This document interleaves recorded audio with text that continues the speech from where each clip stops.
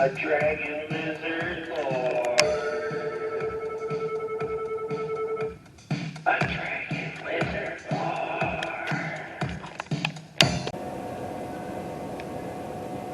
Yeah, the reason why we had such little dialogue is I didn't have any of the original dialogue. I had to audio dub everything, and we had a the original version was maybe about 2 hours, maybe an hour and a half.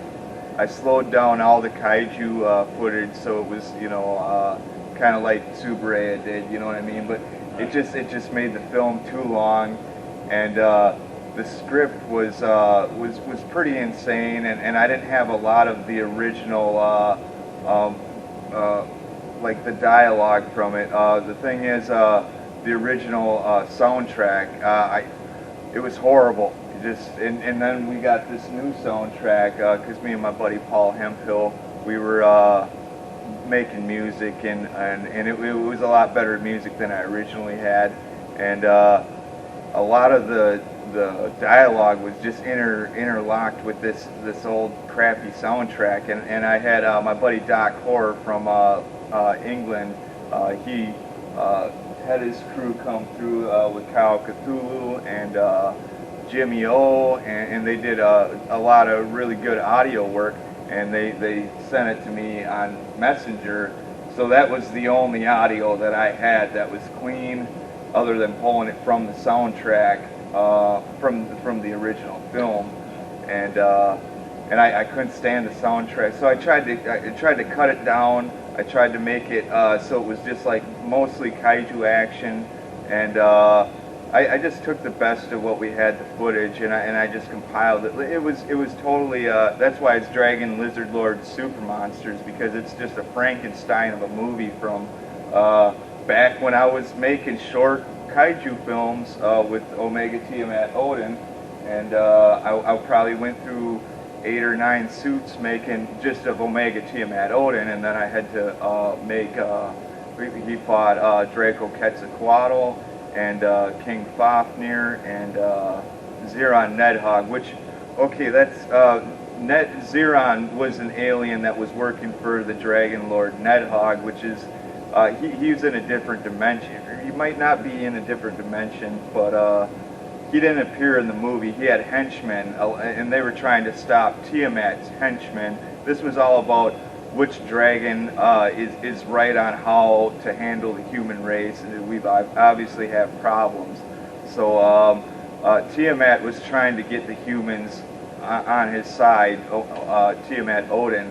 Actually, there's a whole bunch of races of Tiamat dragons, and they all kind of have their own ideas on how everything should be handled. But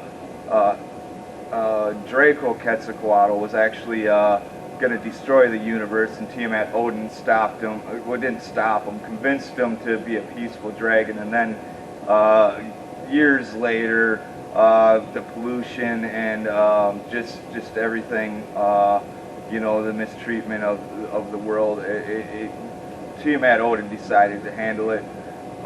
We'll take out some cities, see if they get the point, and then Quetzalcoatl was like, dude, I was whacking the universe, and you talked me out of all this destruction, and that's why they started fighting. But then Quetzalcoatl started hitting them with the fire, and he charged up, and now we got supercharged Omega Tiamat, and then Draco Quetzalcoatl was like, He actually went to Jim Falls, Wisconsin, and he was done with that. He comes back in the sequel when Earthman Dan crashes his truck into the hill. I don't know if Jim Falls even has any hills. I know it's a real place. It's, Dan Bedell was a guy I worked with, and we got together and made this cartoon, and that was the sequel. And but then going back to Super Monsters, the next dragon he fought was Fafnir, and Fafnir hit him with the lightning, which supercharged his flame even more. And then we had the robot Billytron come in, And Billy Dron, every time he hit him with the sword, he was just pulling infinite power from Omega Tiamat to the point where he was gonna throw it back, but then we had Zero, and that's the thing with Xeron. Xeron is an alien that forged that fused with Mr. Big, which was a rival. He was a henchman of Nedhog, and then I was a henchman of Tiamat. Well, technically a henchman of Draco Quetzalcoatl. Then I turned. I was working for all dragons, so technically I'm part of every dragon faction, which is why you see me hanging out with, you know, even though we're gonna fight amongst each other, at the end of the movie, it's the humans with the robots that are, I mean, the real threat to the diminishing dragon henchmen, and but also Xeron had alien technology. They used alien technology.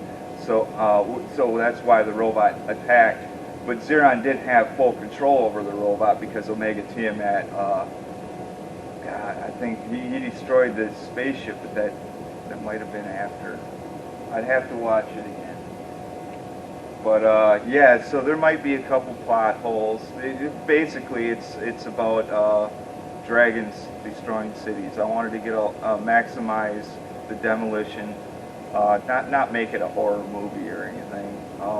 And we have Tiamat Typhon here coming in because Odin actually ascended to a celestial dragon in the cartoon, and his powers. He's I don't know if he's actually a guardian of the earth anymore. I mean, it falls under his jurisdiction at this point, but he's more of a interdimensional celestial superpower, and Tiamat Typhon's going to come in and then the other thing on the Xeron thing, it's really an Ultraman thing. Like, he needs an Earthman to fuse with, and then that's the thing. They were looking for the anti-dragon pearl, but Xeron had the alien technology going on, so that's why you see the officers laughing like they got the Xeron laugh going, and that's why when I tried to fight them, but I should have had a sword in that scene, but I forgot it at home, and I just, well, let's go for a stick. And then if you think about it, well, why would it was a magic sword pulled out of the woods, and you're going after the officers of the law with it. I mean, obviously the dragons are probably, well, we got you here to be the voice, not, you know, we can come in with the power, you know, and so they you know, I was in the wrong and I lost that fight, you know, but once they destroyed the anti-dragon pearl, the power that was supposed to go to Xeron to turn him, to morph him into a dragon, actually resurrected me. And then Tiamat destroyed the spaceship. Like, you know, you tried to destroy my angel, I'm going to destroy your spaceship. In doing this, I will also give you infinite power, turn you into a dragon lord. So that's. But then Xeron turned against Tiamat once he got the power in that hog, and that was pretty much the show. Okay. So how did that sound? Did that explain it all? Okay. I will say yes. All right. We'll say yes. So you did do a sequel to this. Yes. Animated. Yes. Where can people see that? Well, we got a booth. SRS Cinema's got a booth so right there. Got the sequel there Yep. for sale. Okay. And then also the Blu-ray has the sequel as a special feature. Okay. Now the DVD just came out today, but they couldn't fit them both on one DVD. Right. So it's Super Monsters and the Hammer of Draco are two separate DVDs. And I also sell them out of my backpack. Sure. So Sure. I've got graphic novels. Quetzalcoatl actually came from a graphic novel. Okay. And, well, he came from Super Monsters. Then I made his prequel origin story in a graphic novel.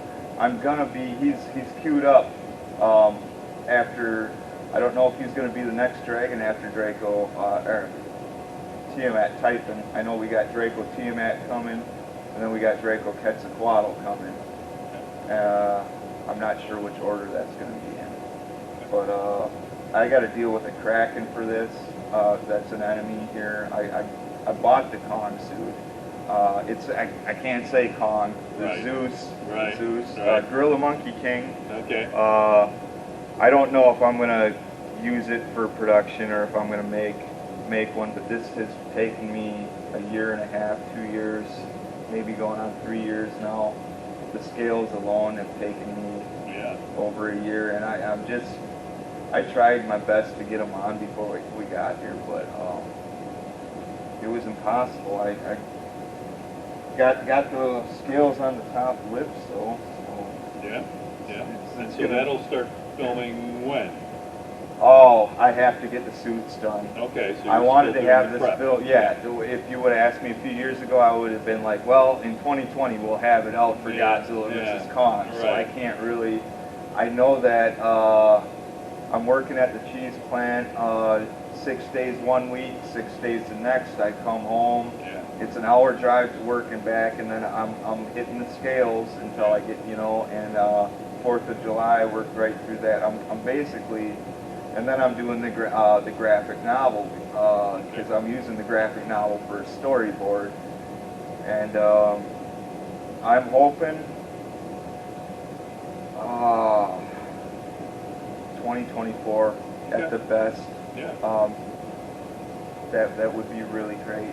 Yeah. And that's gonna be actually HD, Okay. and because this was all taken from Oh, yeah. VHS, Yeah, you well, know, I years remember, ago, yeah.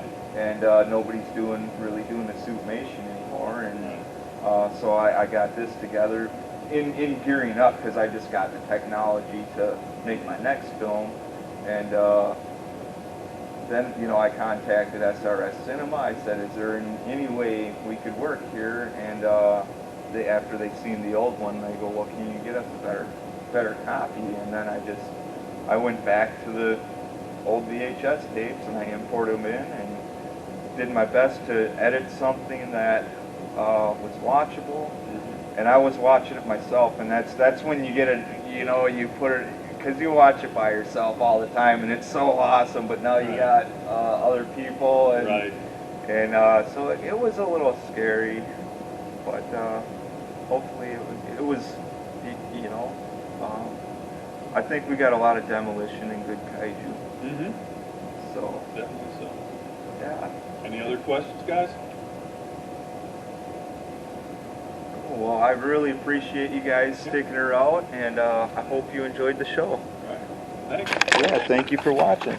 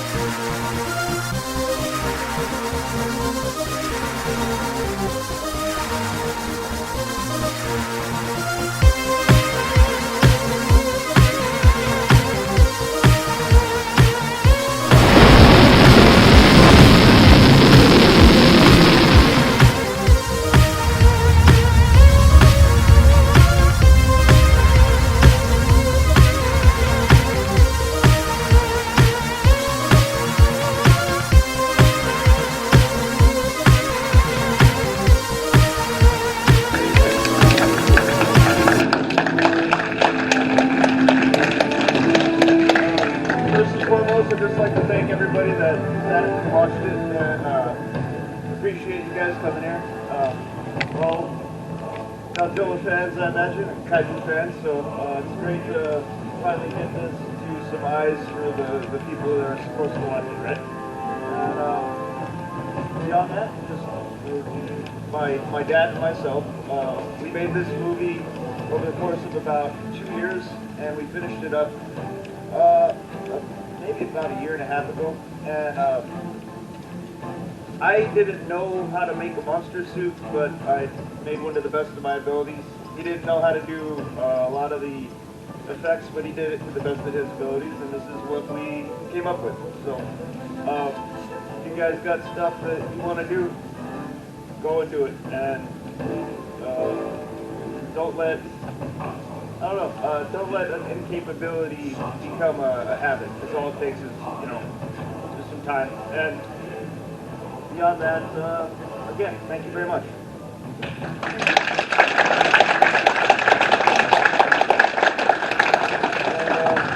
Does anybody have any questions or anything? Yes. What were some of your inspirations? Oh man, let's see. I mean, besides Godzilla, because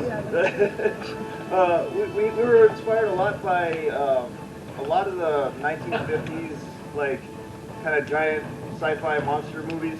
A lot of the stuff that has either been made in the UK or the US. We had a number of references in there to that, and things like Monster of the Deep, the Behemoth, and Gorgo. And then, really, I mean, we were inspired by a lot of things that we just kind of put into that movie. I mean, there is like a little bit of a nod to even non-kaiju related stuff like slasher films, and but we didn't want to push the envelope too much on that. But yeah, we had a lot of inspiration from all sorts of sci-fi and horror movie things, like from every type of horror genre or sci-fi genre. So we tried to incorporate that. That's why we included the spaceship sequence in there, just for some throwback to some Ed Wood stuff. And anything else? It looked like you had a huge cast. How did you go about getting your team together? Okay, so we had about 30 people, or about 30 to 35 people that I think we credited, and all of them are just friends or family. And my dad, he's a blues musician, so we have a pretty large blues community up in Denver, where I'm from. And a lot of the people that he knew through the blues community, he would call them up and they would say, yeah, sure. So the guy that plays Colonel Tuttle, he used to do Civil War reenactments with my dad. And he's the one that supplied all of the World War II, they're not props, they're real equipment. And he was also the stagehand for being able to develop some of the there's a couple of practical effects on there with sparks flying and the my friend Paul, when he shoots a rocket launcher, that's a practical effect, and he set that up. But yeah, everybody was just volunteers and just very gracious to come and give us their time and help us out with what we were asking them to do. And out of all the people that were there, 2 of them had acting ability. One was Mark Zilker, and he's the guy that plays Pancho Bravo. And when I say acting ability, I mean previous acting experience. He's been in some other features.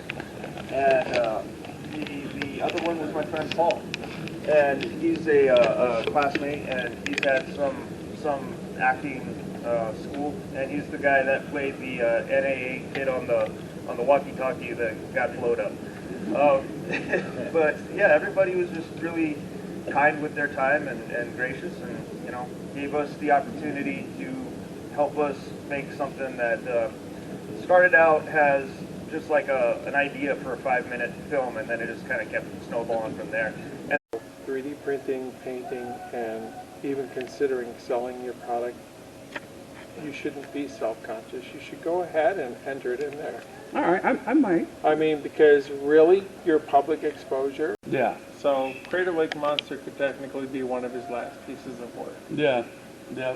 Harryhausen did Crater Lake Monster? I'm not positive that he did the stop motion animation for What are that. his understudies? But I don't know of any understudies out there actually doing it today. Right. Because it's all CGI. Yeah. But they pretty much, I mean, it's what, after 93, that was kind of it for... Stop motion? Yeah, for stop motion. Yeah. And Well, there's even the some- last couple Kong movies weren't even. They were Suitmation Yeah. before they went to CGI. Yeah, it was, to me, it was just always like there's a quality to stop motion character that I can't describe. Like I call it like hyper realized because they go a little extra to like exaggerate the movements just a little bit.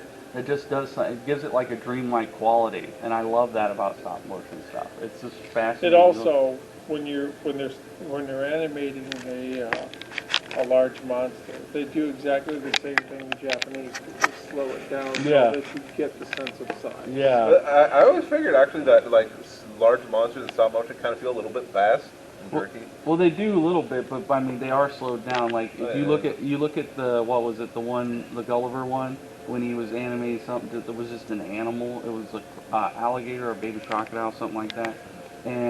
But he does. I mean, a real crocodile would have ran that guy over and ate him fairly quickly. Death roll. But they make it kind of slow to sell the size of it. You've been playing with Buzz. Space has enriched his life in a way that I have never seen his life be enriched. Nothing, we take care of it 24/7, but Gfest gave him a light in his eyes that I just never saw before, and we are going to bring him back thanks to all of you. And I am so grateful for all of you. We love Gene! We